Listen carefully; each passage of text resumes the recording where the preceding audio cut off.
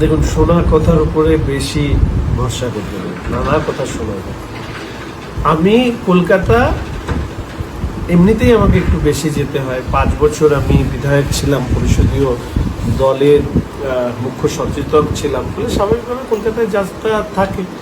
এবং তার পাশাপাশি এই সময়কালে নির্বাচনের ফলাফল ঘোষণা হওয়ার পরে আমাকে প্রার্থী কিছু দায়িত্ব পালন করতে হয়েছে দল এবং মুখ্যমন্ত্রীর নির্দেশে। কলকাতা এমনি যাই, আগামীকাল সেই কারণে কলকাতা যাচ্ছে। এর সাথে মন্ত্রিত্ব ইত্যাদি ইত্যাদির কোনো সংযোগ আছে বলে আমার তো কথা বারবার করে বলি। কোনো অ্যাজামশনের উপরে দাঁড়িয়ে আমি কোনো প্রতিক্রিয়া দিই না। দল কি ভাবছে, দল যখন বলবে তখনই প্রতিক্রিয়া দেবে।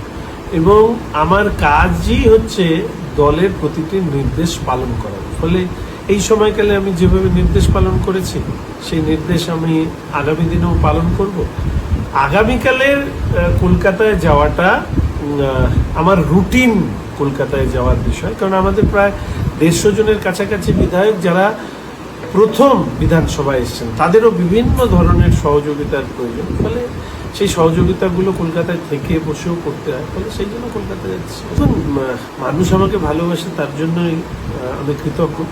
মানুষের ভালোবাসা আমার চলার পথে আমি বলবো সবসময় সেটা প্রেরণা। এবং আগেই বলেছি, শিলিগুড়ির মানুষ হচ্ছে আমার অভিভাবক। তবে আমার দল একটা নির্দিষ্ট নীতিতে চলে, ফলে আমাদের দলের যে নীতি সেই অনুযায়ী মন্ত্রিত্বের যারা হবেন সেটা ঠিক হবে। সেখানে ব্যক্তি সম্পর্কে কোনো ভূমিকা নেই। দেখুন, মাননীয় মুখ্যমন্ত্রীর সাথে আমার সবসময় যোগাযোগ থাকে, ফলে এই ব্যাপারে কথা না হলেও নানা বিষয়ে কথা হয়েছে। এবং আগামীকাল যেহেতু শপথ গ্রহণ অনুষ্ঠান আছে, ফলে স্বাভাবিকভাবে তারও বিভিন্ন নির্দেশিকা আছে। কিন্তু এই আপনারা যেটা জানতে চাইছেন মন্ত্রিত্ব ইত্যাদি, এই ব্যাপারে আমার সাথে কোনো কথা বলতে।